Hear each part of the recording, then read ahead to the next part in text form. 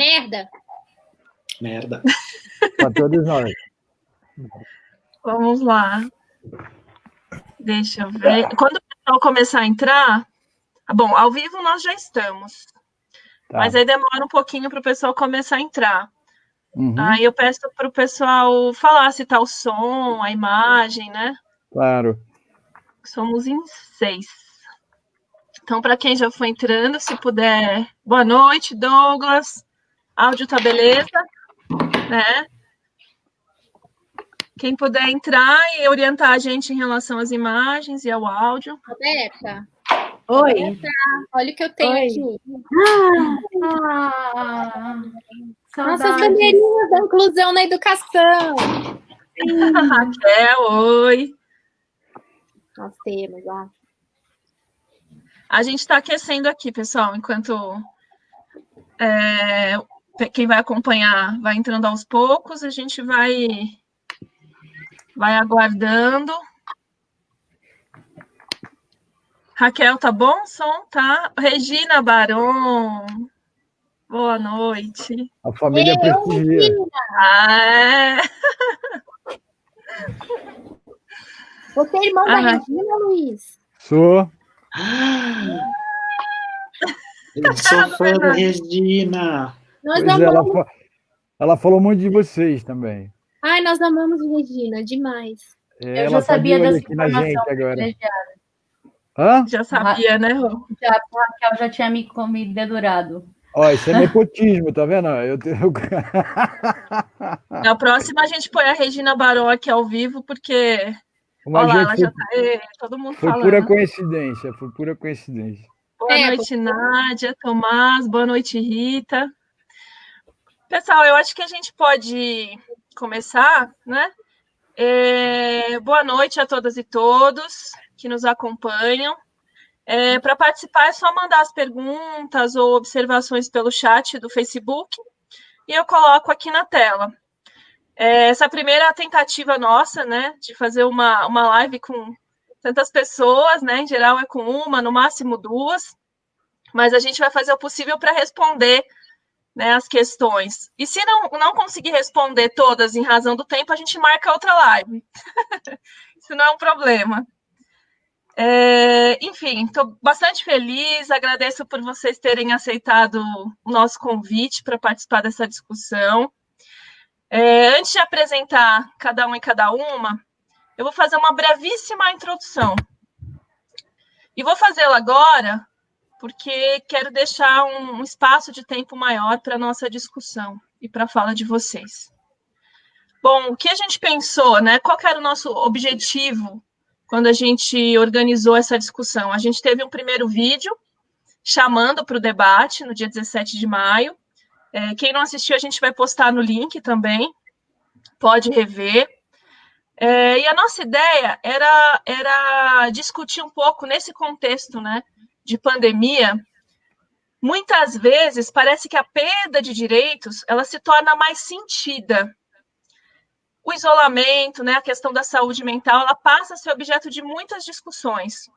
Em todas as lives que a gente vem trazendo o debate aqui, a gente percebe que são processos que, na verdade, já estavam em andamento ou já estavam em curso, muito antes da crise sanitária. Muitos vão dizer também que a pandemia afetou a todos e a todas da mesma maneira.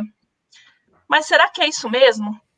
Será que é possível afetar a todos e a todas da mesma forma, quando a igualdade nem mesmo foi alcançada, né? E essa desigualdade ela é um imperativo? Bom, o nosso objetivo é, a partir da pandemia, discutir as diferenças que geram desigualdades, a violência que faz com que o Brasil seja um dos países que mais matam. O Brasil lidera ranking de assassinatos mundial, né? Nos últimos 10 anos, pelo menos, né? E a cada 16 horas, pelo menos, a gente registra uma morte por homofobia. Também lidera o ranking mundial de assassinatos de transexuais. Em 2019, a transfobia fez pelo menos 124 vítimas no Brasil, contabilizando a média de uma morte de pessoa trans a cada 3 dias no país. E o nosso objetivo também é esclarecer as dúvidas da população e possíveis caminhos de acesso a serviços e garantia de direitos. E assim, a gente espera também poder contribuir para o debate, para a prevenção, para a interrupção de toda e qualquer forma de violência motivada pela orientação sexual, pela identidade de gênero de uma pessoa. Na Carta Campinas dessa semana, um professor colocou que o verbo dominante nos vídeos dos intelectuais bolsonaristas é eliminar, e o substantivo principal é a limpeza. Palavras como risco, invisibilidade, isolamento, idosos, informalidade, abandono, parece que fazem parte desse vocabulário da pandemia. Durante o período eleitoral, é bom a gente lembrar que naquele mês de outubro das eleições, o Disque 100 anotou 330 denúncias, um aumento de 272% sobre as 131 feitas no mesmo período anterior, ou seja, motivados por um discurso de ódio. Eu vou fazer uma apresentação muito breve de cada um e de cada uma que aceitou o nosso convite. São pessoas muito especiais para a gente, pessoas que lutam, né, de diversas formas, todos os dias, contra o preconceito, contra a violência, contra a desigualdade. Eu convidei a Leona Wolff, cientista social e coordenadora do coletivo LGBT Prisma. Convidei o Luiz Baron, criador e produtor do canal Tô Passado. A Roberta Salles, que é analista de conteúdo e redatora, e vai contar um pouco para a gente sobre o projeto dela. A Beatriz Acioli e o Bernardo Machado, vou apresentar conjuntamente, são doutores em antropologia social, autores do livro Diferentes Não Desiguais. Eles estudam e discutem a questão de gênero na sociedade, na escola, e ainda mais em tempos de um governo, né, que tem total desprezo pelo conhecimento, pela produção científica. A ideia, né, é não produzir, mas inviabilizar, né, não discutir, distorcer a discussão, criar categorias completamente inexistentes, como aquela de ideologia de gênero, né, que reforçam a desinformação, o preconceito e a violência. Então, muito obrigada por vocês terem aceitado. Eu vou passar a palavra para a Leona. E, Leona, eu gostaria um pouco que você falasse, né, sobre o trabalho desenvolvido no coletivo, se apresentasse de uma forma mais ampla, né, e falasse sobre os problemas vivenciados, as preocupações que orientam as ações do coletivo, e bem como a percepção que você tem sobre esse momento que a gente está vivendo, da pandemia. Boa noite. Boa noite, então. Eu sou Leona Wolff, do coletivo LGBT Prisma Dandara dos Santos. Bom, eu acho que cabe-se começar a falar que, apesar de eu colocar um foco grande sobre as pessoas trans, e a maior parte das pessoas que acabaram recebendo cestas básicas em relação ao programa que a gente acabou realizando, eram pessoas trans, elas estão relacionadas à questão da vulnerabilidade. Vulnerabilidade que vai atingindo pessoas LGBT de formas distintas, tá? A gente viu casos ali de casal de lésbicas que viviam na periferia de São Bernardo do Campo, que as duas trabalhavam com faxina e que, em relação à questão da necessidade de isolamento social, elas estavam sem conseguir comer ou sem dinheiro para passar o dia. Porque a gente sabe que quem trabalha por conta, às vezes trabalha de dia para comprar a comida no final do dia, para comer de noite. Tá? Eu acho que o que pega principalmente nessa questão é que há uma incorporação muito periférica da população LGBT dentro do mercado formal de trabalho. Tá? Ou a gente ocupa empregos precarizados, como na questão das centrais de telemarketing, que agora foram consideradas como de primeira necessidade e que seguem funcionando com bailas minúsculas, com uma pessoa do lado da outra, porque ali a voz ela acaba não entrando em outras questões que podem aparecer como uma expressão de gênero divergente ou daí por diante.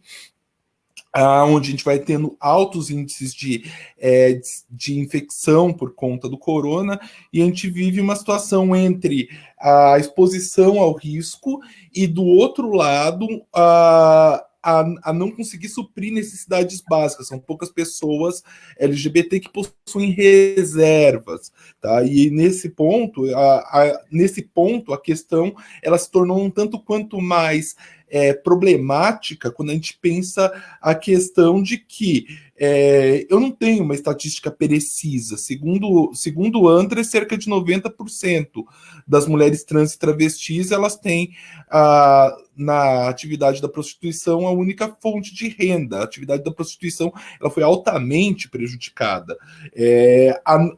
Além da questão dela ser uma exposição a um contágio muito direto,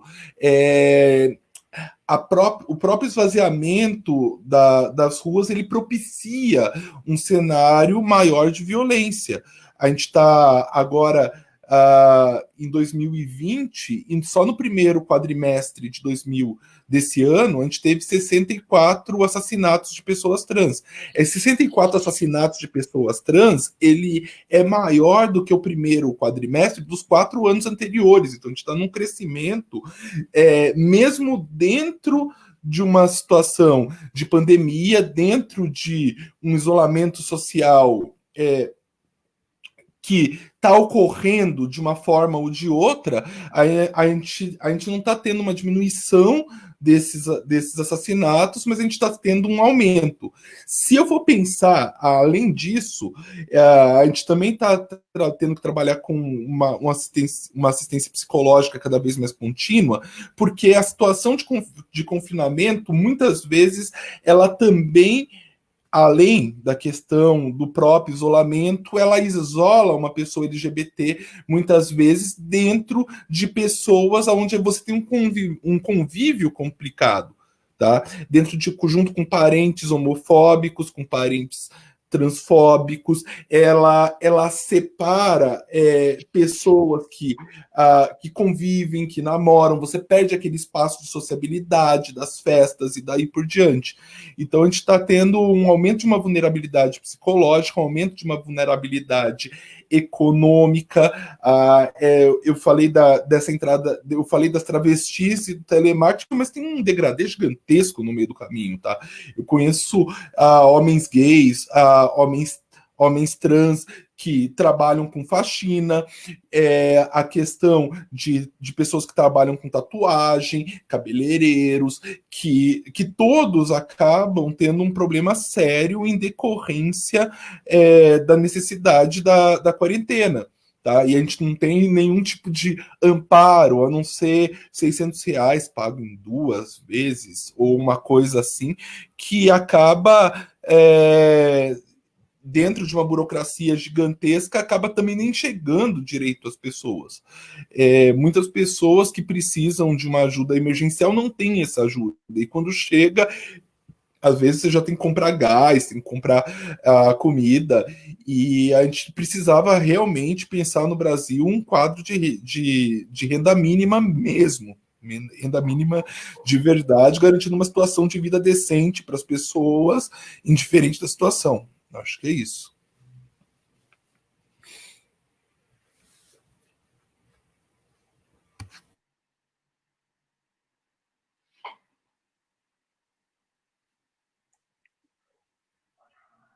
Ariana, você está mute.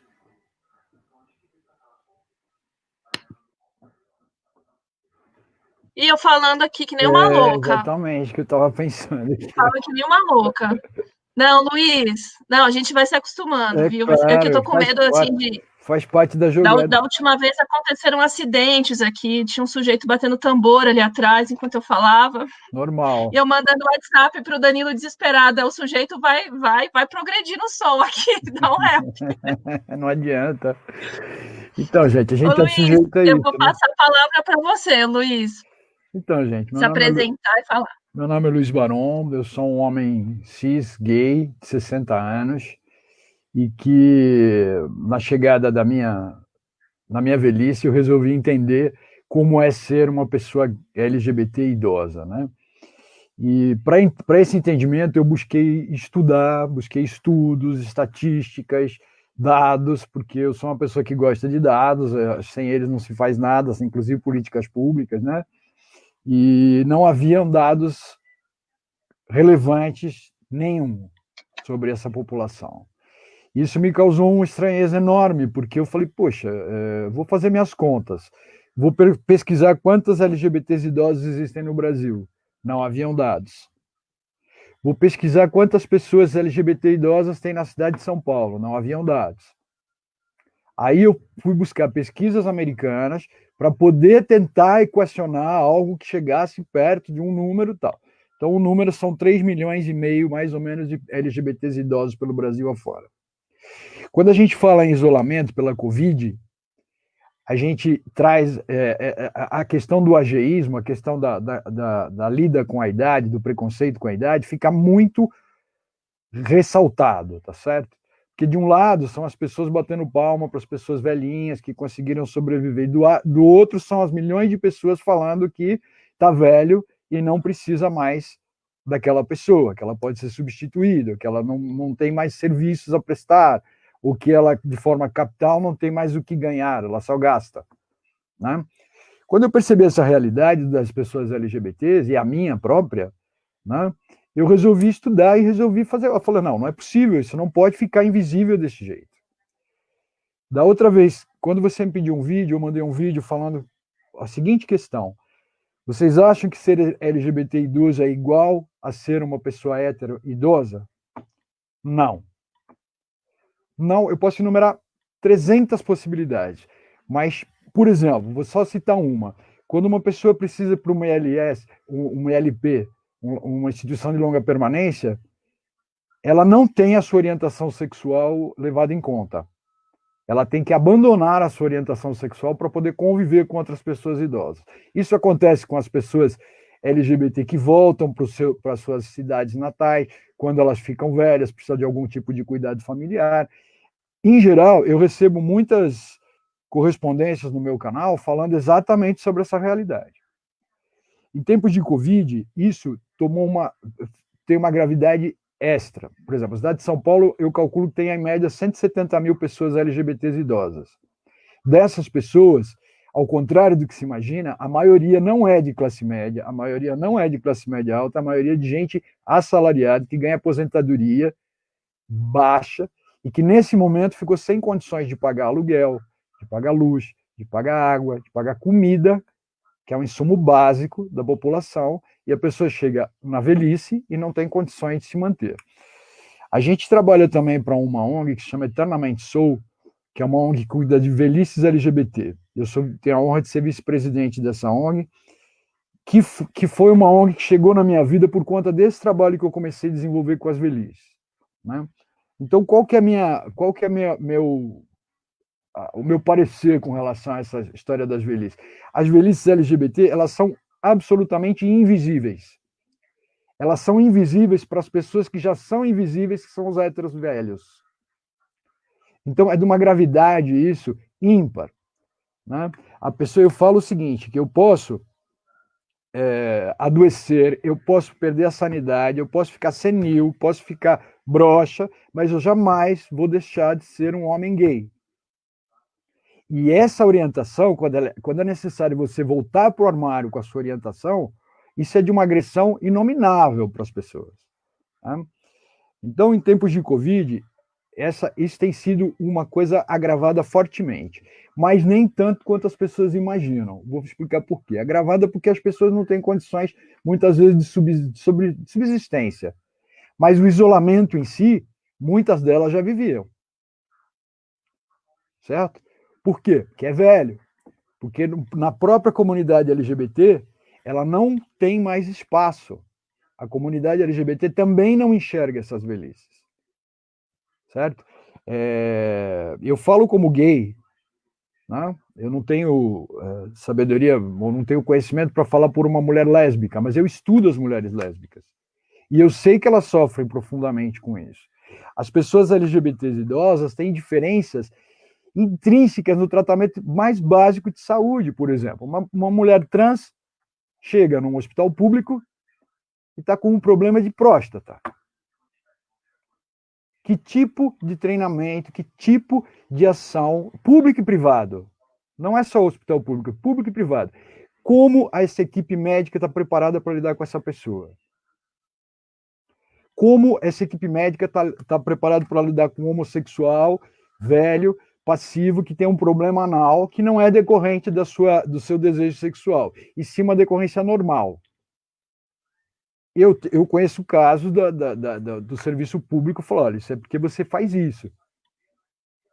Isso é imperdoável.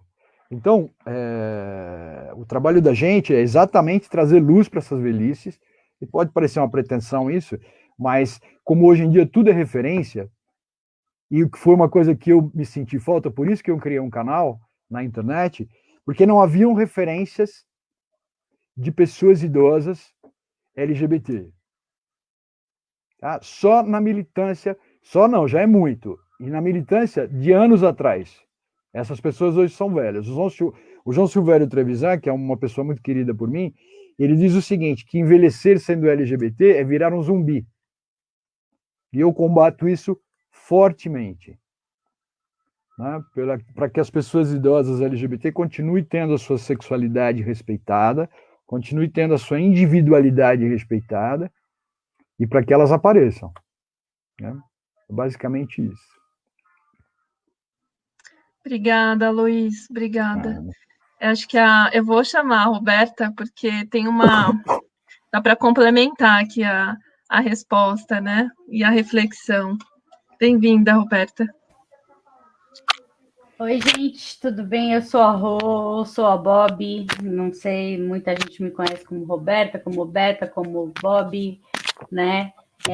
Eu sou uma das co-criadoras do canal Dedilhadas. O canal Dedilhadas ficou, um resuminho rápido, eu juro, ficou no ar entre 2010 e 2013, foi praticamente o primeiro canal que tratava de assuntos LGBTs, infelizmente não tão Gs e Ts, por ser feito por, na época, duas pessoas que se identificavam como lésbicas. Né, hoje em dia, a Sazinha é uma pessoa que se identifica como bissexual, e eu acho que é super relevante, porque eu acho que a sexualidade é uma coisa fluida, e eu acho que você tem que levar isso de uma forma que te satisfaça melhor, e não com um rótulo gigante. Não que eu não ame o meu rótulo, eu amo o meu rótulo porque eu sou muito bem definida como lésbica, e eu gosto disso, e eu vou ser sempre assim, eu acho, e estamos aí. Mas, assim, ele ficou no ar 3 anos, 2010 a 2013, e a gente voltou agorinha, faz pouquinho tempo, justamente por essa perda de direitos, por essa necessidade premente da galera, tipo, não ter para onde correr. Eu sei que hoje existem milhões de canais, né, no YouTube voltados ao assunto, inclusive muitos orgulhosamente inspirados no Dedilhadas, e as pessoas contam isso para a gente. E recebem pedidos de ajuda e de socorro de todos os lados. O Dedilhadas, na época que ele estava no ar, a gente começou assim, a ideia inicial era não ajudar, mas dar referência da nossa vivência, né? A gente não fazia muita coisa além de falar da nossa vida, como lésbica, entre descoberta, entre perrengues, entre família, entre sei lá, situações de lesbofobia ou homofobia generalizada, né? Então, lesbo-homotransfobia. E a gente acabou criando um canal de relacionamento entre pessoas, assim, de ajuda mesmo. Então, a gente tinha, por exemplo, pessoas da área jurídica que ajudavam a gente, e pessoas da área psicológica que ajudavam a gente a atender essas pessoas, porque tinha dia que a gente recebia e-mails, assim, não menos problemáticos, mas assim, eu namoro um cara, mas eu gosto da irmã dele. E tinha dia que a gente recebia e-mail assim, eu tô trancada dentro de um quarto, minha família me tirou da faculdade, do emprego, eu consegui fugir para passar esse e-mail para vocês, me ajuda, por favor, eu preciso de tomar alguma atitude, senão eles vão me matar, entendeu? Então, assim, tinha todos os lados, né? E muita gente ainda agradece a gente por isso, e assim, acho que foi o trabalho mais gratificante que eu fiz na vida, e por isso também que a Sazinha e eu tivemos a ideia de voltar com ele agora, nesse momento em que os direitos estão sendo, tipo, limados, né? Assim, claro que direito adquirido é um pouco mais difícil de ser retirado, mas assim, a gente meio que não vê uma evolução do que poderia ser construído ainda para a comunidade LGBTQIA+. Então, estamos aí junto para falar disso, e um dos vídeos que a gente voltou agora foi justamente para falar dessa convivência na quarentena com homofóbicos. Então, assim, muita gente que é LGBT, QIA+, todas as letrinhas, tem uma vida dentro de casa e tem uma vida fora de casa, porque justamente não tem apoio familiar, ou de pessoas que convivem, não precisa nem ser família, às vezes pode ser amigos, gente que mora em república, são milhões de situações, né? Assim, não dá nem para elencar todas aqui, senão a gente vai ficar até o ano que vem falando. Mas, assim, muita gente não tem o apoio de quem precisa, né, para viver a sua própria vida dentro da casa, e infelizmente, a maioria dos casos é dentro do seio familiar mesmo, entendeu? Tipo,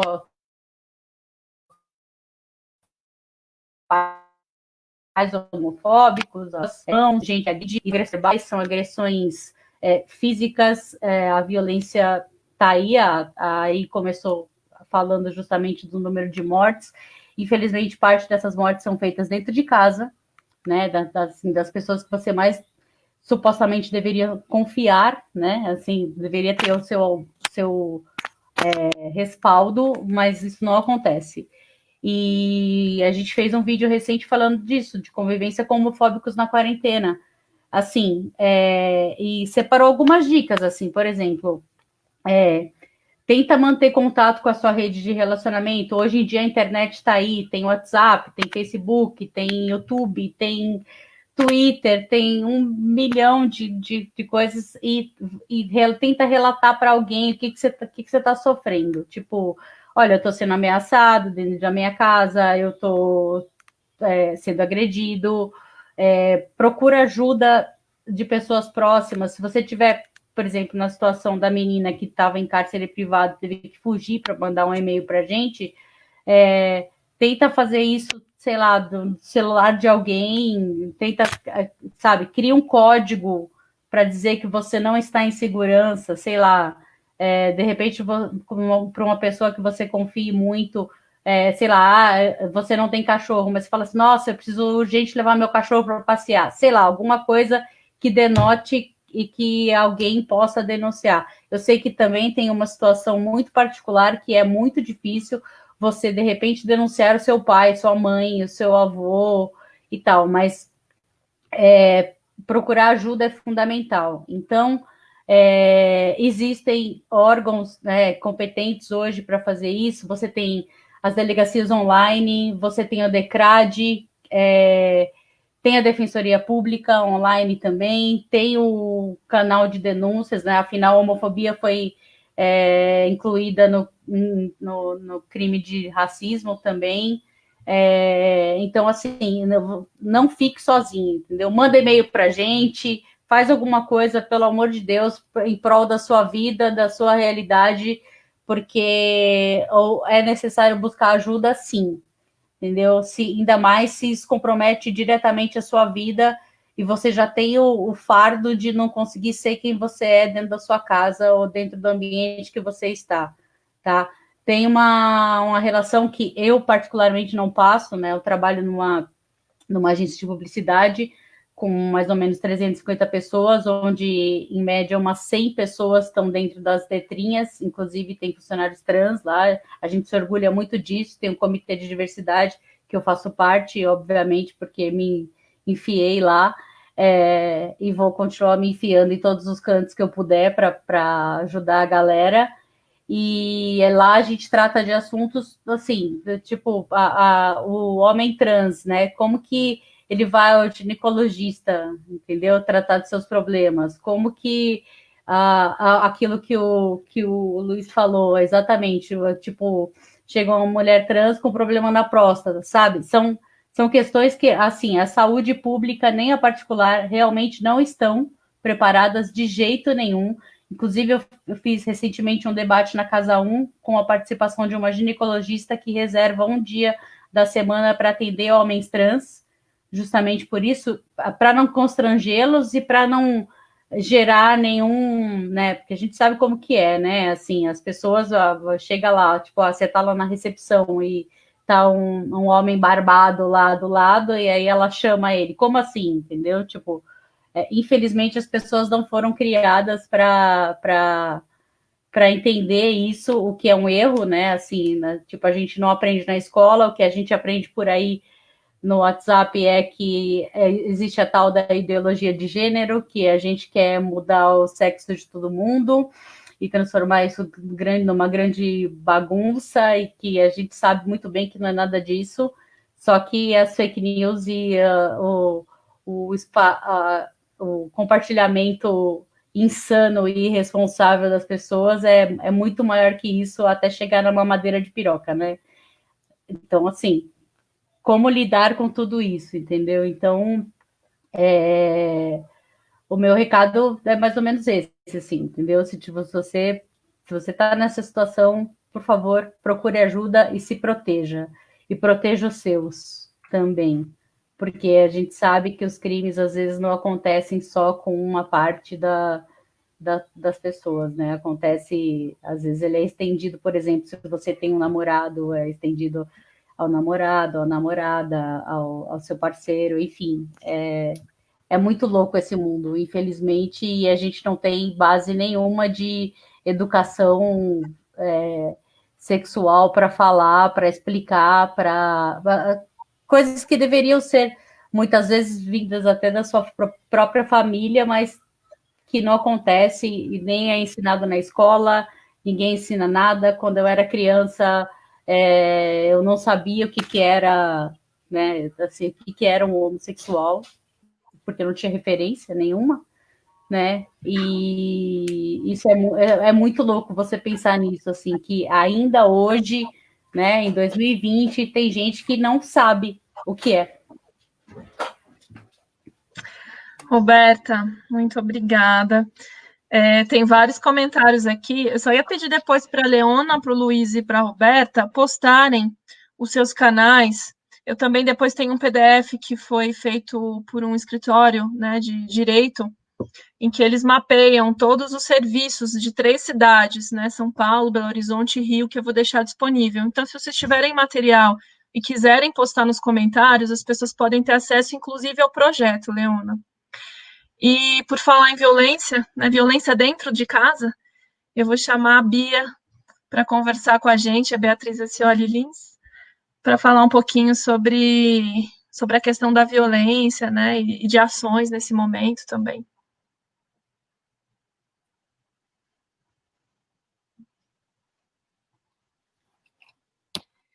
Estão me ouvindo? Travada?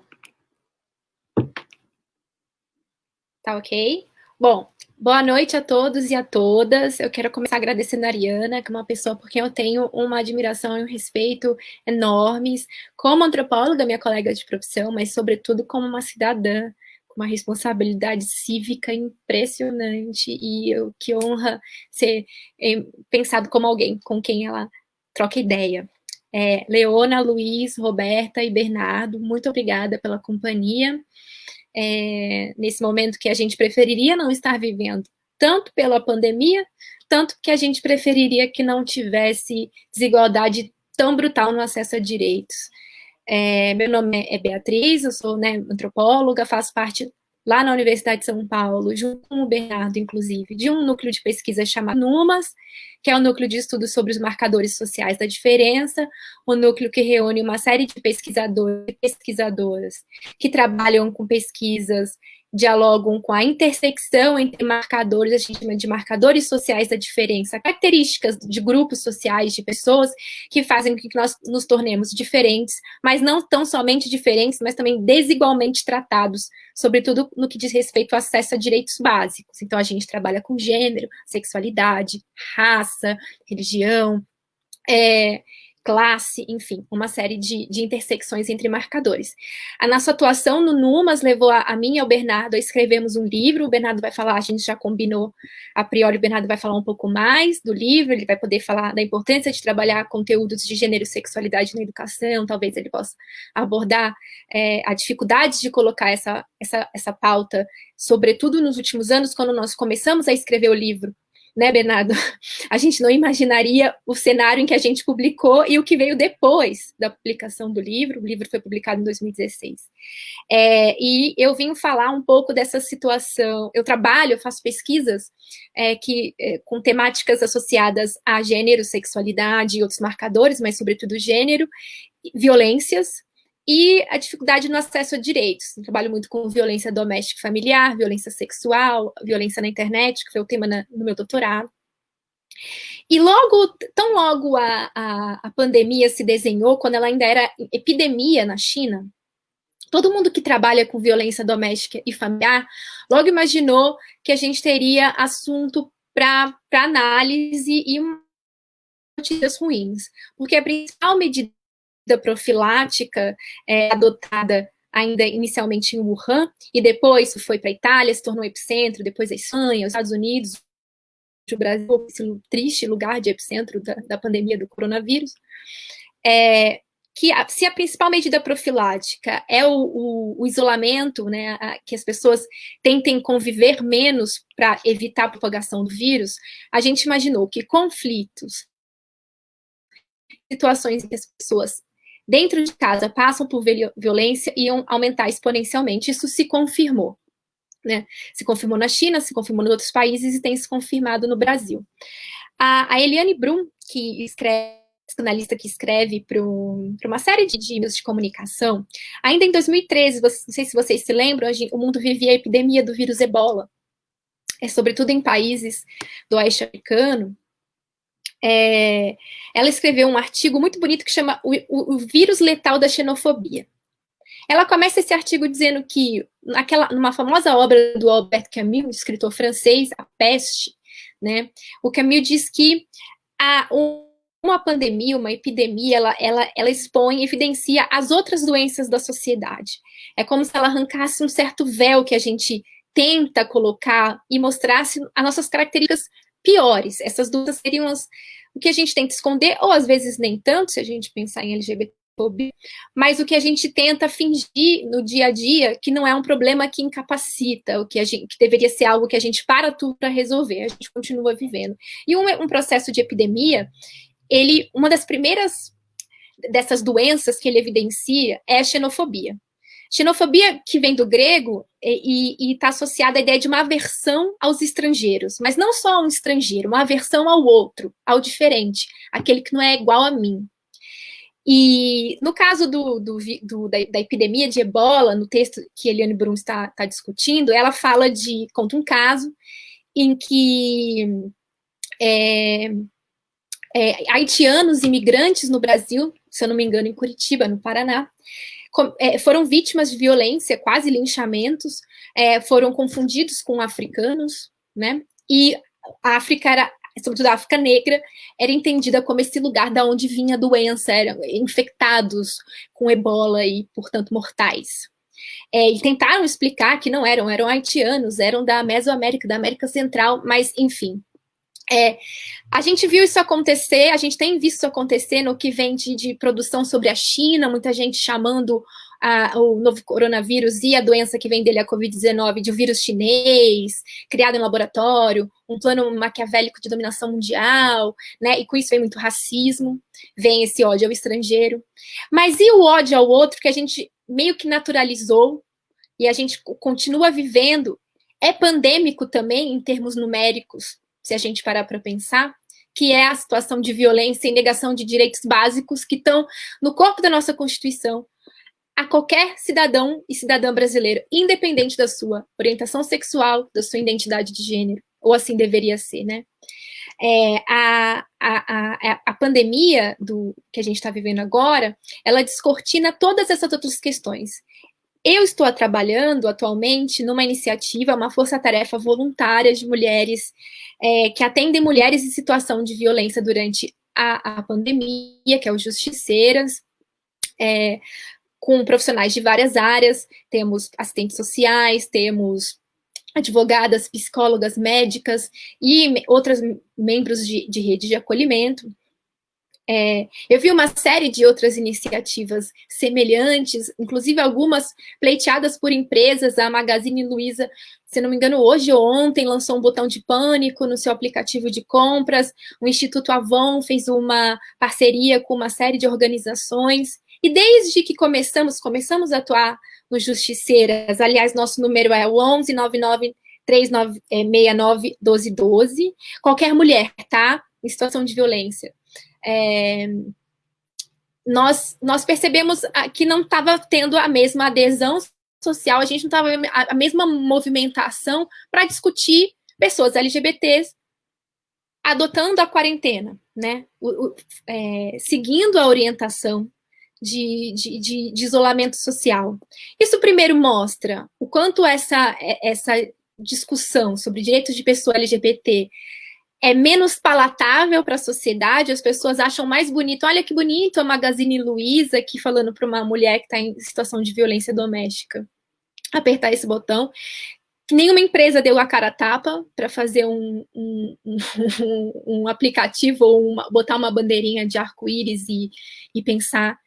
A gente sabe que pessoas LGBT, sobretudo as mais jovens, que ainda têm que viver com suas famílias, podem e devem estar o tempo inteiro agora submetidas a familiares homofóbicos, transfóbicos, comentários ofensivos, violência física também, ameaças, violência patrimonial, porque é importante lembrar que a violência dentro do espaço doméstico, ela não é só o espancamento, a agressão física, ela se dá e uma não é maior do que outra, ela se dá na desqualificação da pessoa, ela se dá na apropriação dos bens dessa pessoa, dificultar que essa pessoa tenha autonomia, ela se dá em ameaças, e ela se dá também na violência sexual. É importante lembrar, nós temos números muito altos no Brasil de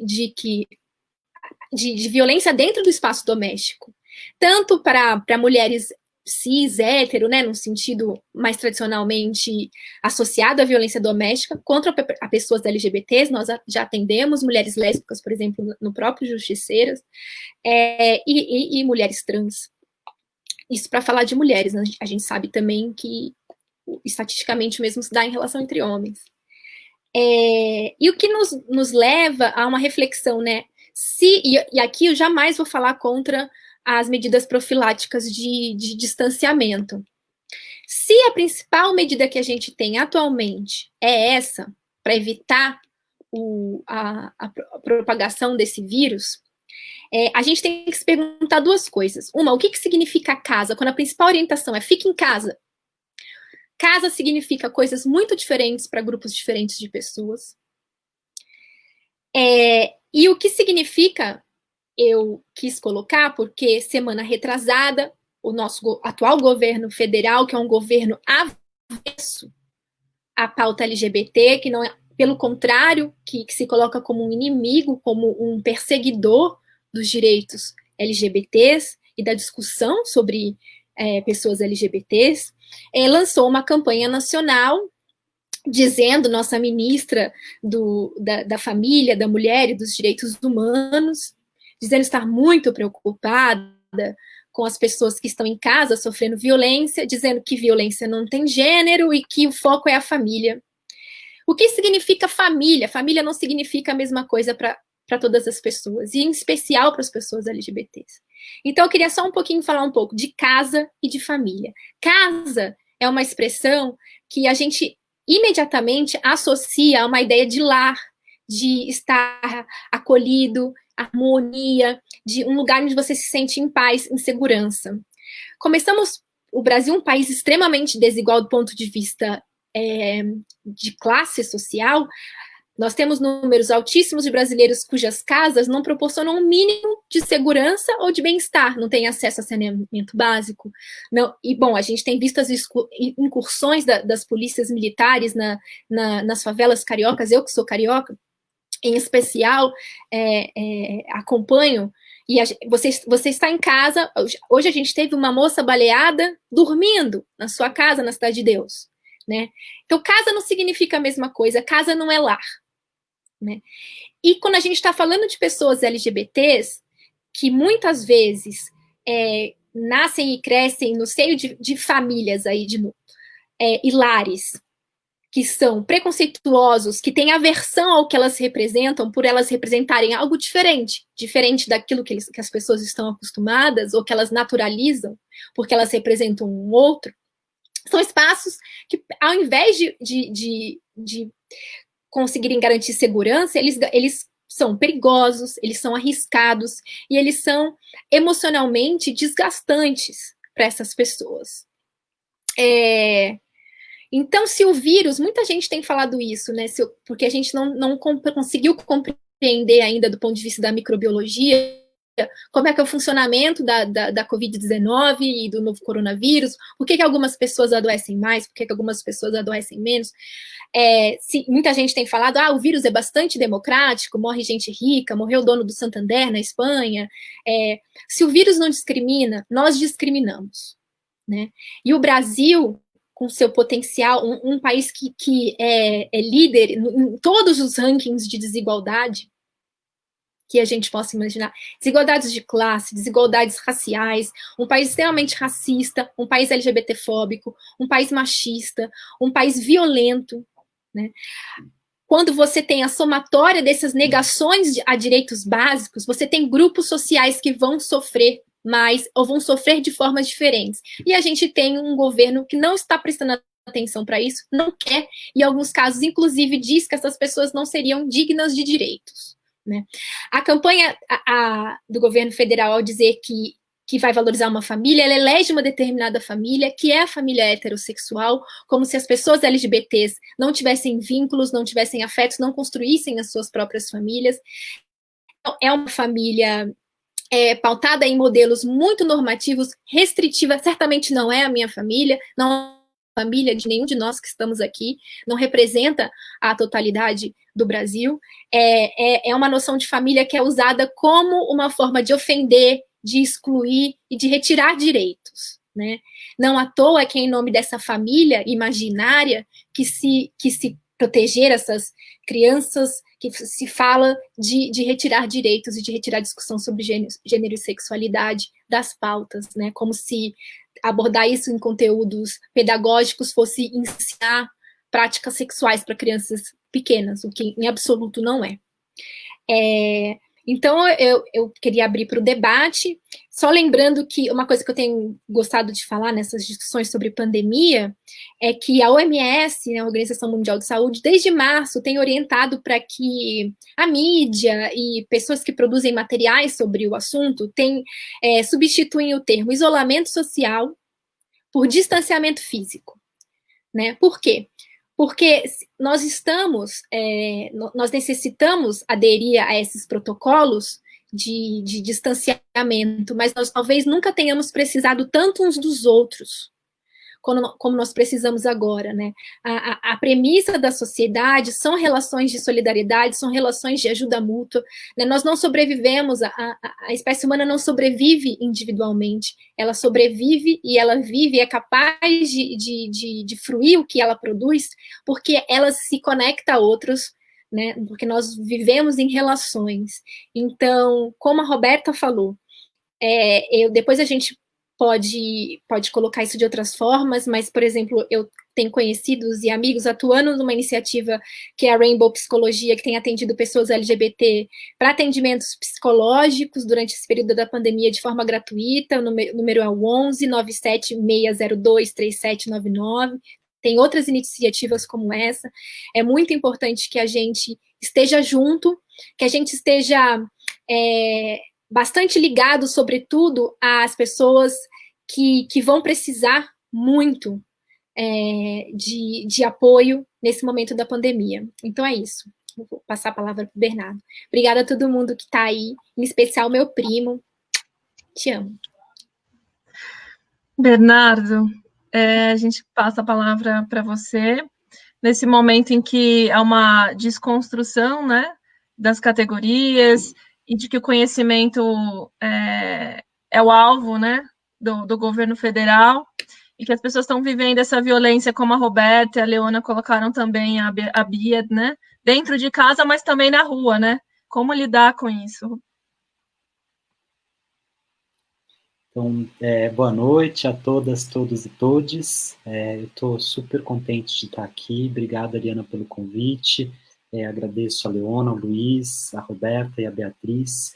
É um prazer ouvir vocês e aprender com vocês. São pessoas que eu admiro, que algumas eu conheço mais de perto, outras nem tanto, mas eu acompanho o trabalho. Bom, acho que pegando um pouquinho o gancho do que a Ariana comentou, eu queria falar um pouco sobre a relevância que talvez uma análise acadêmica, uma análise das ciências sociais pode contribuir para esse debate, né? Então, eu vou falar de algumas coisinhas para chegar nesse ponto, que é o meu ponto, meu grande arco de discussão. Então, acho que é importante a gente dizer e ter em mente que, apesar da gente estar diante de uma pandemia, estamos falando e discutindo morais e costumes o tempo todo. Então, quando a gente está falando da pandemia, a gente não pode esquecer que, por exemplo, dia 24 de abril, o Supremo Tribunal Federal declarou em unanimidade inconstitucional a lei municipal de Novo Gama, em Goiás, que vetava a discussão de gênero na escola. Então, essa decisão, de certo modo, ela abriu uma jurisprudência para qualificar como inconstitucionais quaisquer leis que criariam barreiras para o debate de gênero na educação. Um ponto importante, um parênteses que eu acho importante a gente fazer, que é uma coisa que Bia e eu discutimos no texto, junto com Michele, que é a outra autora do livro, que a gente já ensina gênero na escola. A gente já ensina sobre práticas de gênero na escola. Só que elas são práticas bastante excludentes, bastante restritivas, melhor dizendo. Então, são práticas que pressupõem algumas atividades específicas para as meninas, algumas atividades específicas para os meninos, algumas habilidades que as meninas devem desenvolver mais do que meninos, e por aí vai. Então, a gente já está ensinando o gênero na escola. A questão é que gênero que a gente está ensinando e como isso impacta, por exemplo, tanto as experiências sociais, psicológicas, emocionais dos sujeitos, quanto também as suas possibilidades de imaginar o mundo, imaginar seu corpo, imaginar suas relações afetivas, né?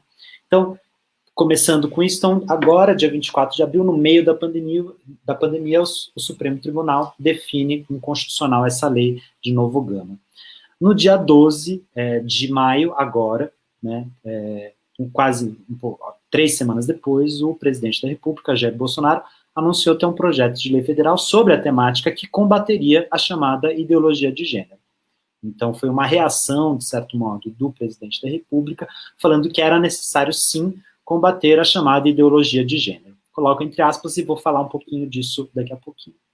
Na sequência, o ministro da Educação, Abraham Weintraub, afirma ao público que estava composto basicamente por agentes públicos de esferas religiosas, de instituições religiosas, que os livros didáticos das escolas já estariam melhores do que o do ano passado, exatamente porque estariam passando por um processo de leitura do Ministério da Educação que retiraria qualquer menção a gênero, diversidade sexual, diversidade de identidade de gênero.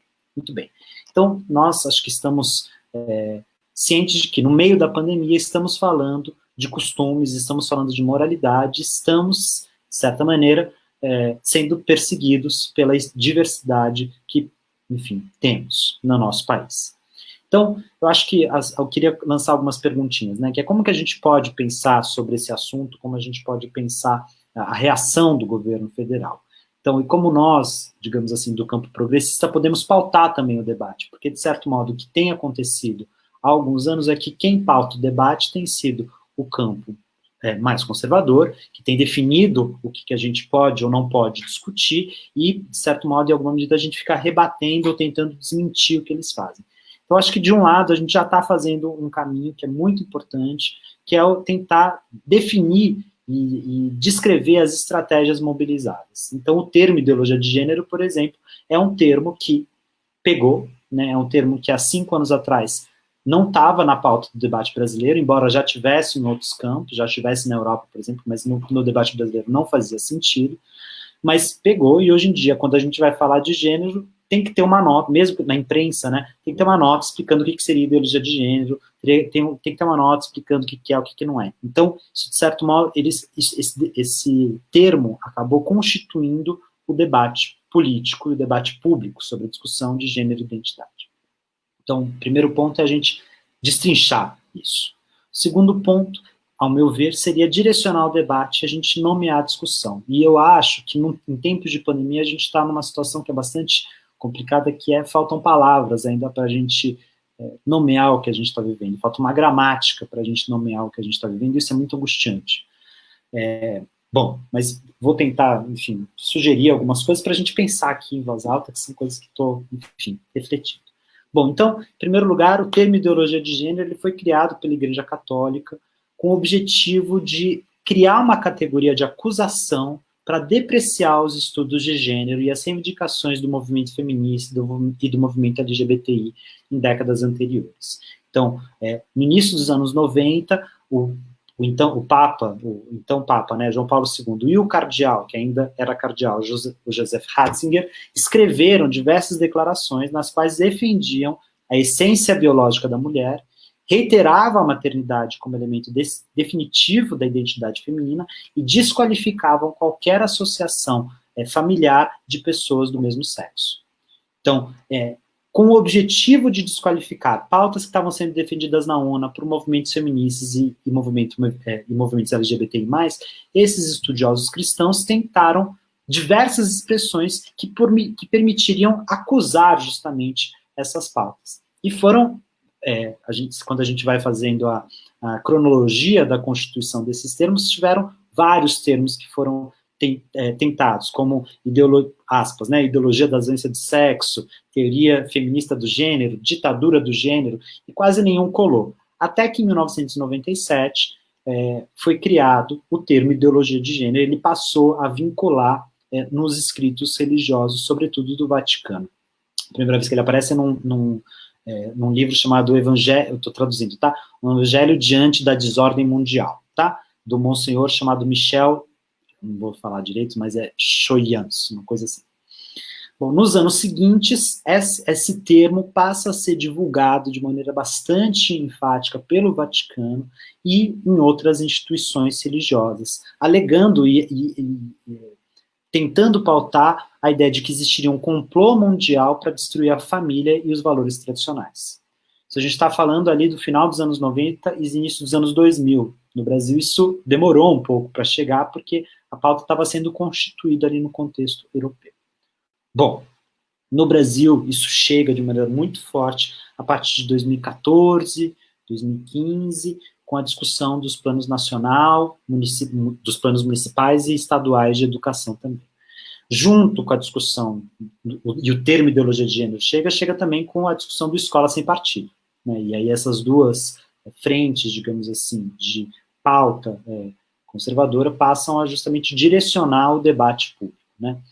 E aí eu acho que é importante a gente entender e discutir, na verdade, um pouco o que essas pautas estão assumindo, né? Estão assumindo uma discussão sobre moralidade, né? E, de certo modo, é uma moralidade que nutre de uma certa desconfiança generalizada de instituições estatais e governamentais, numa suspeita de uma ingerência das pessoas com morais distintas sobre as suas vidas e, sobretudo, sobre as vidas de suas crianças. Então, existiria uma certa suspeita de que é preciso controlar moralmente a família, controlar moralmente a criança, controlar moralmente a escola, né? Então, há uma tentativa e uma vontade de manter um controle absoluto sobre o universo, enfim, social desses sujeitos. Então, a gente vai ver, sobretudo a partir de 2015, 2016, 2017 com muita força, 2018 com muita força, uma série de reivindicações e de falas das pessoas como, aspas, não se meta com meu filho, ou, aspas, meus filhos, minhas regras, no sentido de que o Estado não deveria participar do processo formativo dos sujeitos. E a gente vive num Estado democrático de direito, cuja Constituição define, que é importante e fundamental, que a escola pública e as escolas, mesmo as escolas privadas, sejam atentas à diversidade dos sujeitos e garantindo direitos a todos os cidadãos, certo? Estar numa escola é fundamental no processo de socialização e de compreensão de que existem outras pessoas com outras religiões, com outras realidades sociais e por aí vai. Mas, enfim. Então, existe esse conjunto social, e eu estou simplificando um pouco aqui por conta do tempo, mas existe, de certo modo, esse conjunto social que vê na educação a disputa fundamental por conta dessa moralidade. E aí uma das soluções vem justamente na discussão e no debate pela educação domiciliar. Então, antes da pandemia, havia já um movimento consideravelmente crescente de pauta pelo chamado homeschooling, que seria a vontade de fazer com que o Estado autorizasse famílias a educarem seus filhos dentro das suas casas, né, sem a ingerência do ensino do Estado ou de qualquer instituição. Então, criou-se um movimento chamado Mães pela Escola Sem Partido, que reivindicaria justamente o homeschooling e a partiria do pressuposto de que a casa seria o espaço mais seguro de controle moral das suas crianças, das suas crias. Muito bem. Isso garantiria um olhar absolutamente vigilante, onisciente e onipresente sobre as crianças, e qualquer criança, de certo modo, poderia escapar dessa moral, ou que seja LGBT, que tenha reivindicações distintas, ou que esteja se descobrindo, pode estar correndo riscos hoje, agora, nesse momento. Então, o que eu acho que essa pandemia coloca como desafio para a gente é justamente refletir sobre o que está acontecendo ou não com as crianças hoje, porque, de certo modo, o Estado não está mais dando conta de observar o que está acontecendo dentro das casas, justamente por conta da situação que a gente está. Muito bem. Então, tentei aqui rapidamente apresentar um pouco esse diagnóstico da situação, e aí agora no segundo ponto, e só para finalizar, o que eu acho que a gente está precisando fazer é criar uma gramática que dê conta da gente refletir o momento que a gente está, do ponto de vista, desse caos pandêmico que nós nos encontramos, mas ao mesmo tempo, e talvez recorrer, de certo modo, até de uma maneira um pouco sagaz, a forma como o Vaticano criou uma categoria de acusatória para a gente, talvez a gente também tenha que criar uma categoria acusatória para o outro lado. Então, se eles nos chamam de ideólogos de gênero, nós podemos talvez chamar outros grupos de ideólogos da milícia, ou hipócritas da mentira. Enfim, tô aqui falando de uma maneira muito livre, mas a necessidade da gente também constituir um novo vocabulário que permita a gente ampliar os nossos horizontes e também constituir uma forma de requalificar o debate para a gente permitir avançar e possibilitar um mundo sem desigualdades, um mundo em que as pessoas possam ser livres para amar, desejar quem quiser. E a última coisa, é muito importante que a gente sempre tenha esse debate muito plural, porque eu costumo dizer que racismo, machismo, LGBTfobia não tem vacina, então a gente precisa estar o tempo todo refletindo sobre as nossas práticas, repensando o nosso linguajar, repensando os nossos horizontes. Então, muito obrigado para vocês, estou muito feliz de estar aqui. Gente, muito obrigada. Tô emocionada e ao mesmo tempo preocupada, né, com os desafios que a gente tem pela frente, né? Eu vou tentar juntar duas questões aqui que chamaram a atenção das pessoas que estão assistindo, e aí se alguém quiser comentar. Só para aproveitar que o Bernardo falou agora, a Denise Pimenta, ela pergunta se tem algum artigos que você possa indicar sobre o assunto, né, e que você possa sugerir, né, de alguma outra pesquisadora, enfim, e mesmo de vocês dois, né. Então, depois, se vocês tiverem, né, como colocar no chat algumas orientações, acho que seria importante. Uma outra questão que as pessoas levantam é que tem bastante gente da área da saúde aqui acompanhando o debate. Eu participei de um debate no domingo, aliás, e tinha muita gente falando sobre essa questão da formação dos operadores do direito e de pessoas que lidam com a violência na rua, né, em relação às questões LGBTI. Agora, o pessoal da saúde, acho que muito sensibilizado com a fala do Luiz, né, da Roberta, também da Leona, estão comentando sobre essa questão da saúde, do atendimento à saúde, né, dizendo que não é um costume, mesmo nos cursos, né, a Marilene, ela comenta que ela fez enfermagem, passou por 4 anos e nunca teve nenhum tipo de abordagem em relação a isso, né, muito longe de qualquer abordagem humanizada, né? Então, e uma outra fala aqui também que eu acho que vocês podiam comentar é essa questão do isolamento, do distanciamento social, da busca por trabalho. Vocês colocam questões que estão sendo vivenciadas por boa parte da população hoje, mas que já fazem parte de uma realidade, né, das populações, né, LGBT, né? Então, procurar por um trabalho, ficar na informalidade, tem medo de ficar em casa, né? E, ao mesmo tempo, de sair na rua, né? A rua também como, não só a casa, mas a rua como um espaço de risco, né? De agressão e de violência. São questões que já são parte da realidade das pessoas, né? Então, tem alguém que gostaria de discutir um pouco e falar sobre isso? A Roberta, a Bia, bom, vou colocar aqui então. Pode, Roberta, Bia, Leona, pode falar, Roberta.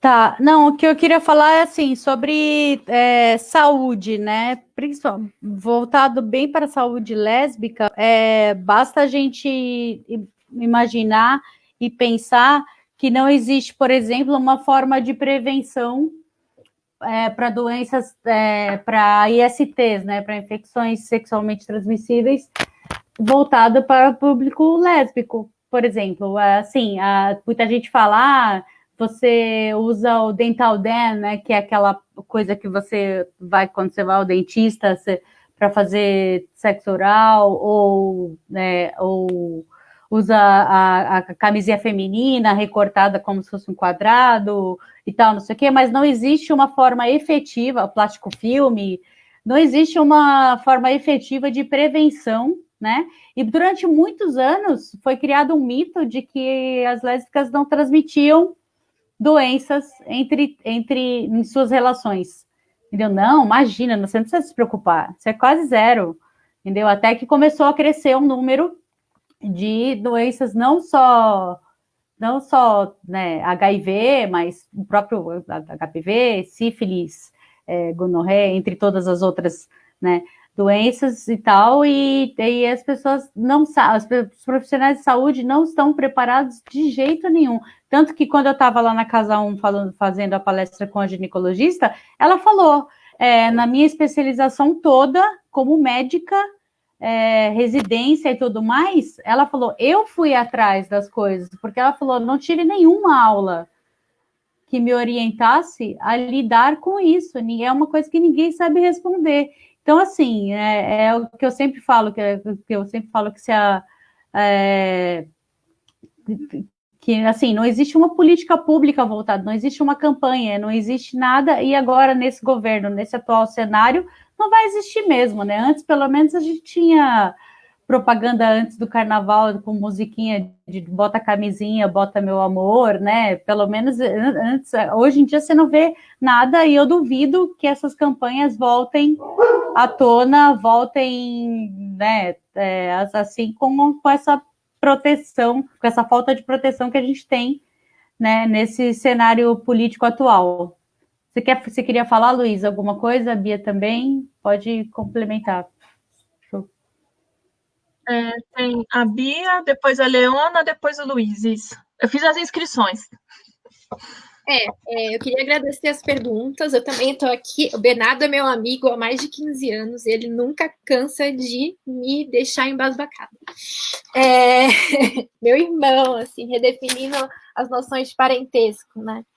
Como, ainda bem, porque nós não temos irmãos biológicos. Então, eu me dei bem nessa jogada. Fiquei com um irmão muito maravilhoso. Eu achei interessante a pergunta dos profissionais da área de saúde. Eu acho que isso lança a luz sobre uma questão muito mais geral, que é o seguinte: nós estamos vivendo um momento de desmantelamento e perseguição à produção de conhecimento, em especial das ciências humanas, né? Nos últimos meses, que são os meses coincidentes com a pandemia, a gente teve portarias da CAPES, CNPq, que são as agências nacionais, que o termo, né, muita gente que não está dentro das universidades, aí a gente precisa lembrar que no Brasil, ciência e conhecimento é produzido dentro das universidades públicas. É produzido a partir de financiamento do Estado, né? Não é assim em todos os lugares, mas no Brasil é assim. Mais de 90% do nosso conhecimento científico é produzido dentro de instituições públicas de ensino superior. E a gente está vivendo sob ataque, sob júdice, inclusive. Né? Há cerca de 4 semanas, por exemplo, o governo federal baixou uma portaria retirando as ciências humanas das áreas para quais são concedidas as bolsas de iniciação científica.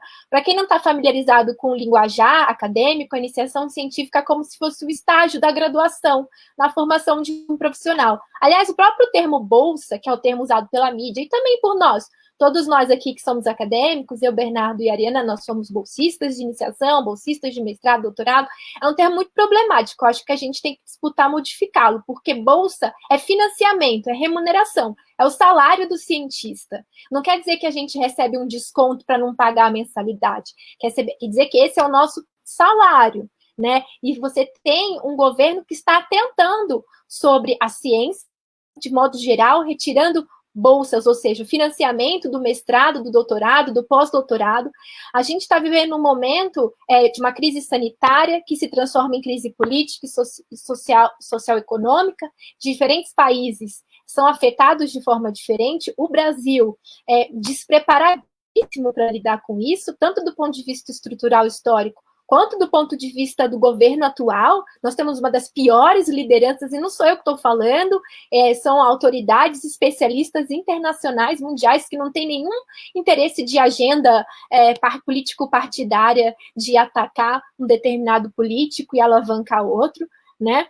Então, a gente está vendo que, nesse momento, quem está dando respostas tanto para a diminuição da proliferação do vírus, com as melhores formas de trabalhar, ou de lidar como sociedade, como evitar maior número de mortes, é a ciência, é o saber produzido aqui no Brasil, dentro da universidade pública. Ao mesmo tempo que a gente está tendo um ataque a essas instituições.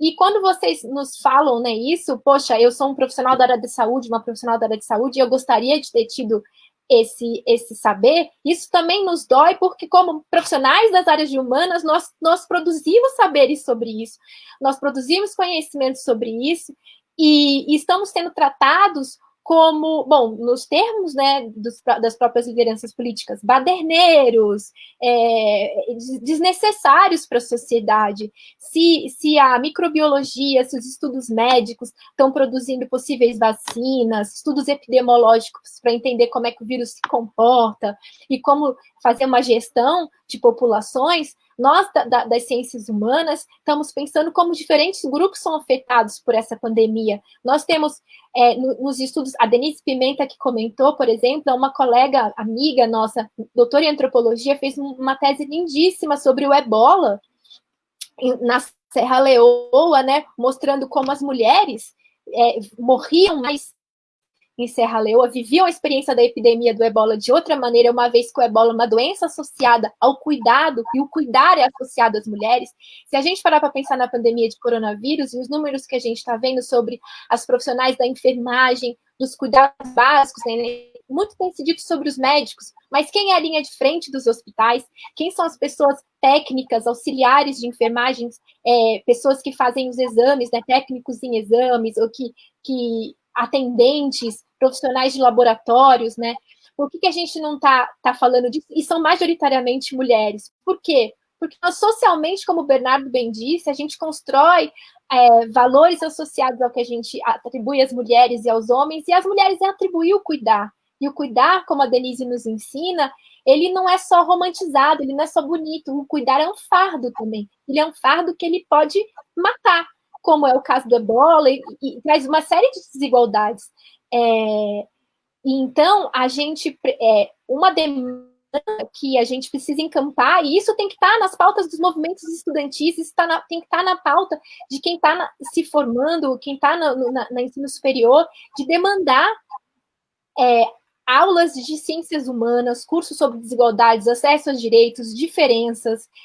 Isso é uma coisa que nós, como sociedade civil, como organizações políticas ou como coletivos, temos que demandar, porque direito nenhum vem sem luta. E a gente está vendo que, se a gente está aqui falando de populações LGBTs, que é muito custo, tem um ou outro direito garantido de maneira desigualmente entre as letras, como Leona bem nos lembrou, né? E na fala de Roberta também, né? A gente tem uma certa maior visibilidade do G, ainda que muito problemática, mas e o T, né? E as mulheres lésbicas, se a gente já tem uma dificuldade de alcançar esses direitos, nem garantidos eles estão. Eles estão sob júdice, eles estão sendo atacados, eles estão sendo retirados da gente.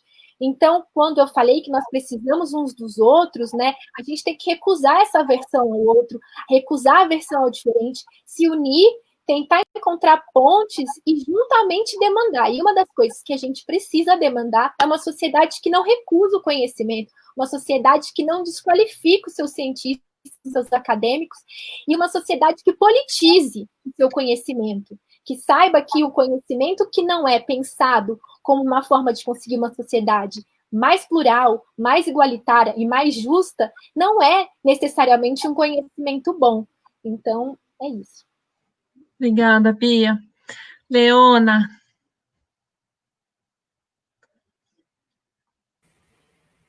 Tá, eu só acho, primeiro, que essa questão do corte, a questão de produção, disseminação de conhecimento não pode estar ligado a um projeto de governabilidade da ignorância. Enquanto eu não tenho dados para contestar as más ações, as inações ou as anti-ações do governo, eu não tenho como contestar de fato. Eu acho que daí você entra num projeto de sucateamento das universidades, dos centros de pesquisa como tal, porque não foram só as universidades, os centros de pesquisa militares que foram montados, áreas de julgamento e daí por diante. Porque isso tá ligado a um projeto de governabilidade que traça a produção de conhecimento como sendo algo próprio de uma ação de uma esquerda,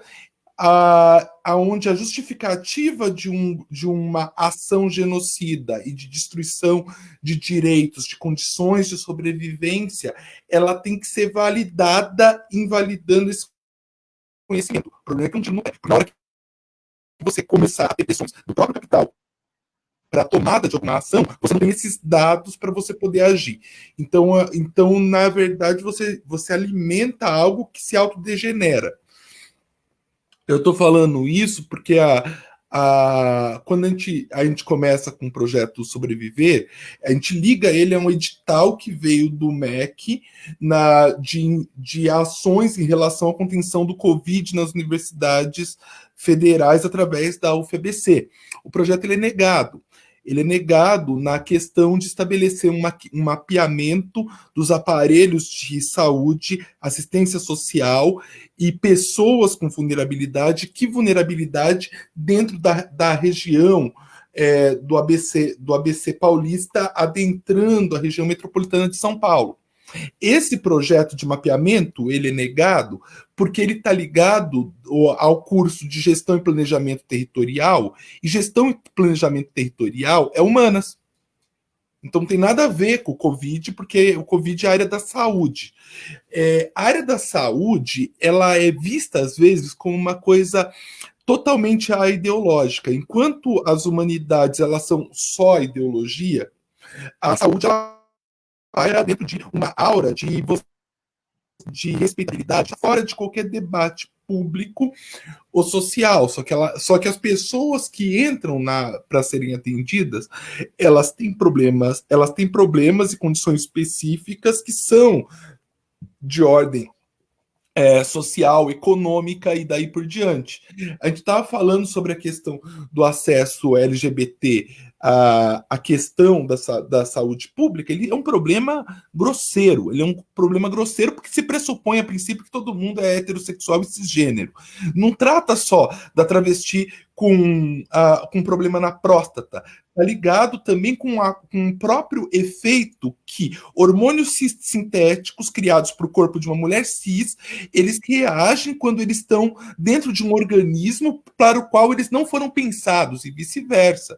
Onde eu tenho problemas em relação, por exemplo, à trombose, a infarto, que podem se relacionar ao uso de hormônio, que podem se agravar, aliás, em pessoas trans. Isso tem que ser pensado. Eu vi poucas referências sobre a questão da saúde LGBT. Uma é a pesquisa de final de curso da Larissa Dark, que eu esqueci o nome do livro da Larissa Dark agora, que ela pensa sobre a questão da saúde do sexo para mulheres lésbicas, que ela até tentou pensar, a princípio, para pessoas com vagina, só que ela percebeu que haviam especificidades próprias já nos homens trans. Então, a gente está lidando com questões bem específicas. E daí você entra no jogo de informação e desinformação e contra-informação. Essa semana foi proposto um projeto de lei para definir a palavra gênero como sendo aquele designado ao nascimento, sempre. Quando se tratar em alguma política pública. Ora, você trata um projeto de lei que para excluir logo de cara qualquer pessoa trans do serviço público. Tirando as pessoas intersexo, porque essas não devem nem existir. Porque todo mundo ou nasceu totalmente numa adequação hormonal, cromossômica e anatômica, que você vai marcar como homem ou mulher. Então, pessoa intersexo, você não existe. Até pouco tempo você simplesmente anulava. Agora você tem uma luta para que você simplesmente não faça uma cirurgia compulsória e já enquadre, não importando as consequências e as sequelas cirúrgicas também. Eu só quero frisar isso porque eu tive esse projeto de lei vindo pelo PSL essa semana, que provavelmente não vai ser aprovado. O objetivo dessas coisas não é ser aprovado, é levantar um debate público e garantir adesão. Ser aprovado, nesse caso, é uma coisa que se dissolve fácil, porque entra nos critérios de você entrar num projeto de lei que fere liberdades constitucionais, direitos adquiridos e daí por diante. Mas você propõe, na prática, fazendo isso, negar a existência e a obtenção de direitos para pessoas trans, intersexo e daí por diante. Bem, passa-se alguns dias, eu vejo uma reclamação interessante. Você tem um site que está fazendo um mapeamento das pessoas com Covid, né? E de uma maneira interessante, no lugar referente ao sexo, para pensar sobre essa categoria, eles usaram o termo gênero biológico. Quando eu olhei o formulário deles e eu vi gênero biológico, a primeira coisa eu pensei, eles estão falando do quê? Se a palavra gênero ela é criada justamente para você conseguir separar o que é um aspecto social construído sobre uma base orgânica, como que você atribui o nome gênero biológico? Porque gênero biológico até então para mim era outra coisa, aquela coisa de classe, família, gênero, tipo gênero homo, espécie homo sapiens. Tá, mas gênero biológico é uma aberração e isso é fruto de todo o investimento na bioética, de todo o investimento teológico distorcido em relação à realização de uma militância antigênero, tá? Que tem como foco cristalizar um poder, um poder religioso que vai se alinhando com o Estado, mas tem como consequência prática o abandono de pessoas de política pública, de direitos civis, de acesso a bens sociais e daí por diante. E é o assassinato no anonimato, porque eu acho que é isso que eles querem. Luiz. Bom, gente, eu devo confessar que eu preciso trocar de roupa para falar com vocês, né? Porque tá tudo muito bacana, estou muito honrado de estar aqui. A Leona falou uma coisa, antes dela eu já tinha pensado em outras, mas agora eu fixei numa pergunta que eu sempre me faço. Quando eu falo de velhices LGBT, a primeira pergunta que me vem é quem tem direito a ser uma pessoa velha LGBT? Certo? Essa pergunta, para mim, ela é muito emblemática, porque ela engloba uma série de circunstâncias, de situações que a gente está falando, que o Bernardo falou, que a Beatriz falou, que a Leona falou, que a Rô falou, que é o seguinte, num país maluco como esse, quem tem direito a ficar velho sendo LGBT? Quem consegue isso? Né? Quem tem essa conquista? Né? As pessoas transexuais no Brasil, estatisticamente, elas não vivem, a vida média é de 35 a 40 anos. Eu tenho a honra de conhecer algumas aves raras de 70 e poucos anos, mas são raríssimas, né? Então, quem tem direito, nesse universo de coisas que nós vivemos, a essa velhice, né?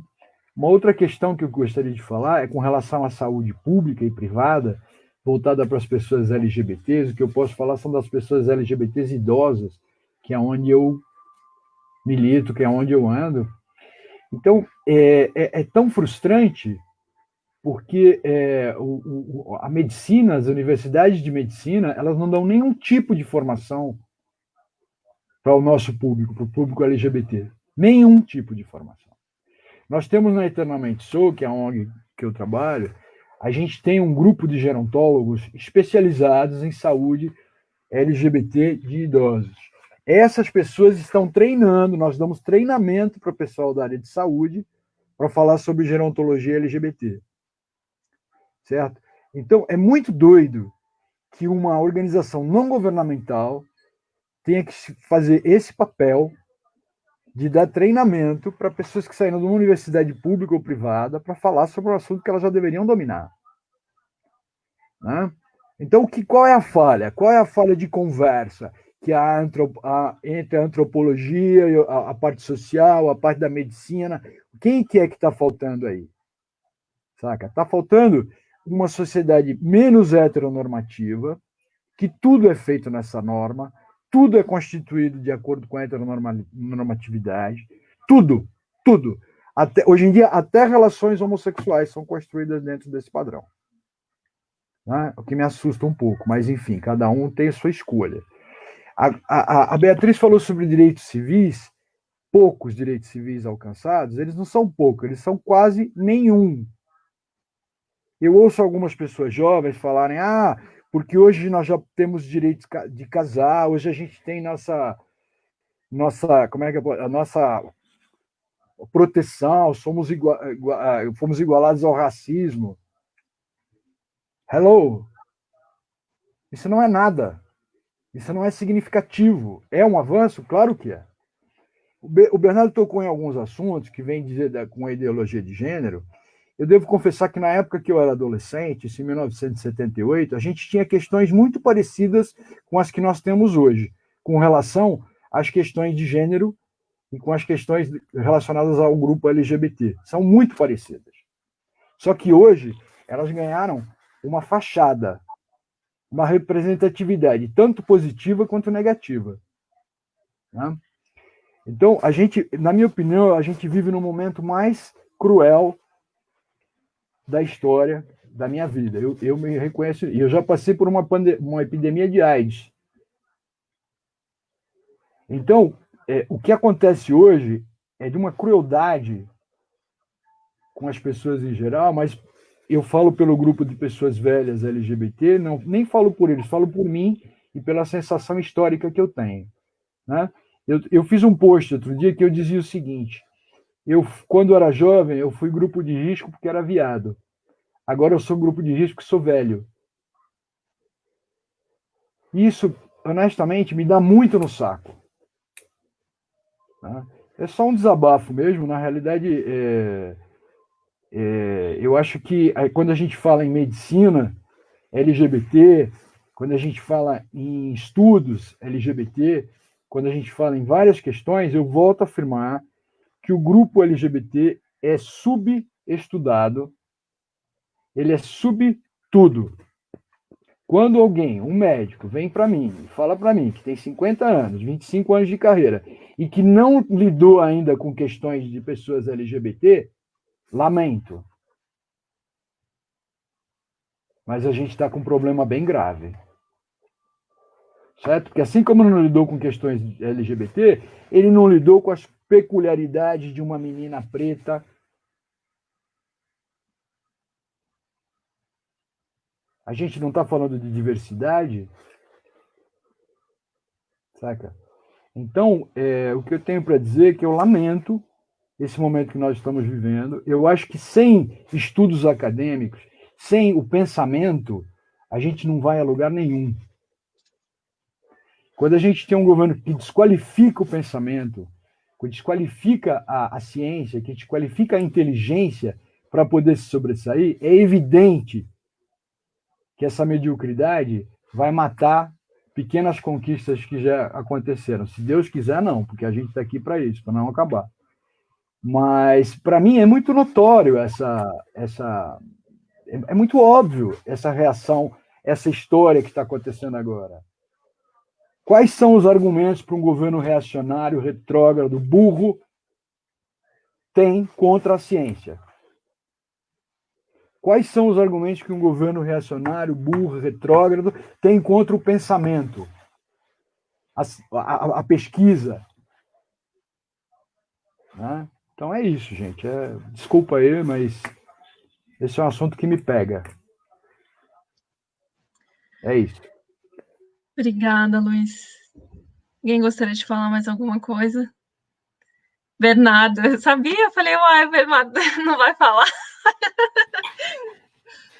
Só para dar um pitaquinho aqui, eu queria, enfim, agradecer as falas de todos e todas, porque achei que foram absolutamente, enfim, reveladoras, né, da situação grave na qual a gente se encontra. Eu acho que essa pergunta sobre a esfera da saúde, ela me toca muito, porque eu acho que eu tenho uma relação muito, enfim, eu acho que a área da saúde e as ciências sociais, por exemplo, precisam muito dialogar, sentar, conversar, e acho que tem gente que faz isso de uma maneira muito séria. E então eu fiquei pensando em duas coisas, assim. De um lado, da necessidade da gente historicizar também o processo de constituição dos saberes da saúde. Digo isso porque durante muito tempo, desde o final do século XIX, a gente tem uma área específica da saúde que se chama ginecologia, que institucionalizou os saberes sobre os corpos das mulheres. Né? Então, a mulher é responsável pela reprodução da raça, isso nos termos da época, tá? Século XIX, pela reprodução social, etc. Então, a gente tem que prestar muita atenção nesse corpo. Na mesma época, surgiu um outro conhecimento, a andrologia, que poderia ser comparada à ginecologia, mas que não ganhou o mesmo estatuto da ginecologia. Então, o corpo da mulher, inicialmente, a gente pensando um pouco, bastante em gênero agora, né, foi muito mais escrutinado, refletido, repensado, quando se cria uma pílula para impedir o adensamento da população, uma pílula que vai afetar o corpo da mulher e não o corpo do homem. Então, a gente tem essa forma da medicina de constituir um olhar sobre os corpos que já é diferenciado, pautado por gênero. A discussão sobre LGBT não está, assim, se o corpo do homem não faz parte do horizonte, imagina o corpo LGBT. Vai ser, especificamente aqui no Brasil, a gente cria um programa do SUS, de atenção integral à saúde da mulher em 1983. O programa de atenção integral à saúde do homem só foi criado em 2008. Então, a gente tem um gap aí de 15 anos de atenção do Estado sobre esses corpos. Então, a gente tem aí menos de 12 anos, né, menos de 15 anos de atenção ao corpo do homem, e não existe nenhum programa de atenção integral ao corpo das pessoas LGBTs e as suas singularidades, né. E aí, então, esse é um primeiro ponto, né, como, de certo modo, o nosso conhecimento, as nossas formas de discutir saúde sobre os corpos são muito marcadas por gênero, também por raça, que a gente também não pode esquecer de falar sobre isso. Só não vou focar nisso agora porque não é o tema da discussão, mas é importante que a gente leve isso em consideração. Então esse é o primeiro ponto. Um segundo ponto que eu fiquei pensando muito, que é a nossa dificuldade hoje em dia, porque a gente fala que somos pessoas que somos sensibilizados pela pauta LGBT, porque ou porque somos simpatizantes, ou porque conhecemos pessoas, porque amamos, e temos gostamos de cultivar uma empatia, porque empatia a gente não tem, a gente cultiva, né, a discussão sobre o olhar da autoridade, a gente tem que estar o tempo todo cultivando, porque tem sempre alguém que a gente esquece, isso enfim, bom, mas o que eu tento fazer um pouco, discutindo, porque a gente se depara com isso, né, com um tio, com uma tia, com aquele, enfim, com uma pessoa que tem menos dificuldade, que é tentar fazer com que a nossa discussão possa ser palatável. E aí eu tento fazer isso um pouco com a minha família, e, enfim, com as pessoas que estão ao meu redor, que é tentar apresentar como a nossa foco de observação pode contribuir para a saúde dessas pessoas. Então, o que eu tento fazer um pouco é discutir como a falta de compreensão, numa perspectiva de gênero, como a falta de compreensão sobre a saúde do homem hétero cis prejudica a própria saúde desse homem hétero cis. Então, quando surge esse programa de atenção integral à saúde do homem, lá em 2008, o primeiro documento criado é um documento que vai falar sobre as altíssimas taxas de câncer de próstata. E foi feita uma pesquisa na época pelo Ministério da Saúde de como os homens eram aqueles que menos procuravam atenção à saúde, eram aqueles que não consideravam, enfim, procurar os médicos e consideravam que a próstata era uma região que não deveria ser tratada ou tocada exatamente porque colocaria em risco a sua sexualidade ou a sua masculinidade. Então, quando eu estou discutindo com homens héteros, cis, eu estou falando, olha, quando você está falando disso, você está evidenciando uma certa pauta sobre masculinidade que é prejudicial a você. Então, como é que a gente pode refletir sobre isso? Vamos dar uma deslocada? Vamos pensar que essa masculinidade que você está produzindo pode te matar? Se não está te matando, pode matar o seu irmão, pode matar o seu filho, pode matar o seu pai?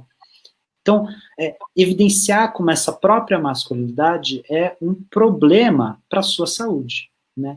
Então, e aí evidenciar também como os homens heterossexuais, cis, têm uma relação muito grave, muito problemática com a sua saúde, porque tem uma vontade de se mostrar absolutamente invulnerável para qualquer tipo de doença.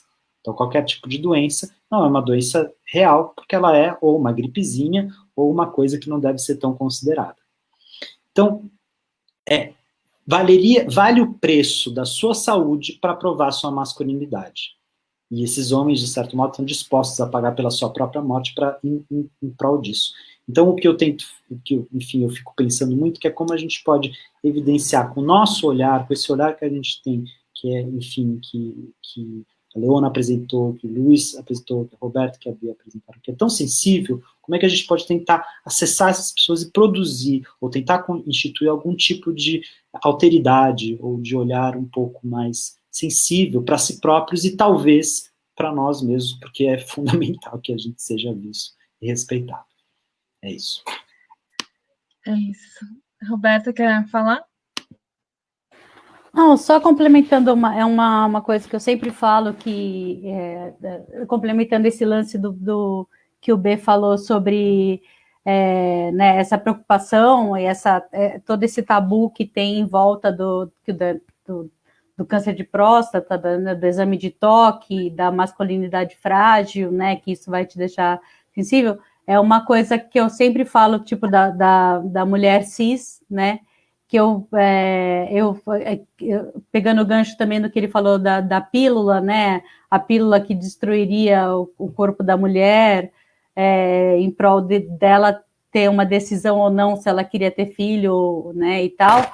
É uma coisa que eu sempre falo, que se a mamografia fosse um exame feito no saco escrotal do homem cis, ela já teria sido, já seria feita de outra forma, e não um negócio que amassa o seu peito, que você morre de dor, que você sofre e tal, porque eu acho que, por outro lado, não estou defendendo, não estou sendo, tipo, misândrica, não, pelo amor de Deus, mas, assim, pelo outro lado, eu acho que a medicina protege de uma forma melhor o homem. Tá? Não sei, só jogando a questão aí, tipo, e a mulher, com todo o peso que a mulher tem tem que ser mãe, entendeu? Tem que ser. Eu em 2015, retirei o útero, né? Eu precisei tirar o útero porque eu tinha uma menstruação hemorrágica, eu quase morri mesmo de anemia, não estou brincando. E eu tive que convencer, sim, convencer é a palavra, mais de 9 médicos do HC. Eu não estava sendo tratada em qualquer lugar, eu estava no HC, porque eu tinha 39 anos à época, e todos falavam para mim, mas você não quer ter filho? Mas como você tem certeza do que você está fazendo? Eu estava morrendo, entendeu? Tipo, eu tinha hemorragias, eu não conseguia andar 100 metros sem parar para respirar, para retomar o fôlego, porque não tinha oxigenação no sangue. Uma coisa estava me matando, e quando veio a história do retirar o útero, o maior especialista disso no Brasil falou para mim, tá bom, você vai ter que convencer médicos. Eu falei, não, doutor, mas é tão claro, né? Tá aqui, tem um monte de exame e tal. Ele falou assim, mas o problema é que na visão de muita gente, a mulher tem que ter filho, e você, como é uma cirurgia irreversível, você tem que convencer que você precisa disso, entendeu? Então, só isso, só para colocar um contraponto aí. Obrigada. Bom, eu que agradeço, Roberta, Leona, Luiz Barón, Bernardo, Bia. Acho que foi um debate riquíssimo, né, que levanta inúmeras questões. Achei que valeu a pena a gente estender no tempo, peço desculpa a vocês também.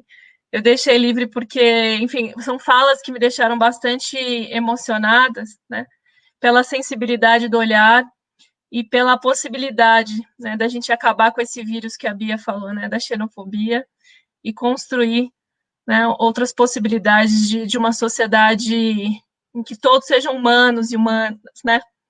É isso. Obrigada, gente. Agradeço também a todos e todas que acompanharam o nosso debate, que ficaram junto com a gente. Amanhã a gente tem um debate com o Felipe Choco para falar sobre a questão da cultura, da política e do direito à cidade. E vocês quiserem também contribuir, né, quem nos assiste, os nossos convidados e convidadas, quiserem contribuir, né, com outros debates, a gente está com um ouvido atento aqui. Obrigada, gente. Uma boa noite. Obrigada a vocês, eu que agradeço. Obrigada. Obrigada. Boa noite. Fiquem em distanciamento físico. Se possível, sim. Se protejam, por favor, busquem ajuda. Lavem as mãos. E não fiquem sós, né? E não fiquem sós. Eu acho que a desabafo do Luiz, eu fiquei muito emocionada com o seu desabafo, porque esses números são pessoas, são histórias, e se você está numa rede que não está te apoiando, busque, porque você é valioso, você é valiosa para a sociedade, para a gente. É isso. Beijo para todos. Beijo no coração. Obrigada, gente. Obrigada, gente. Obrigada.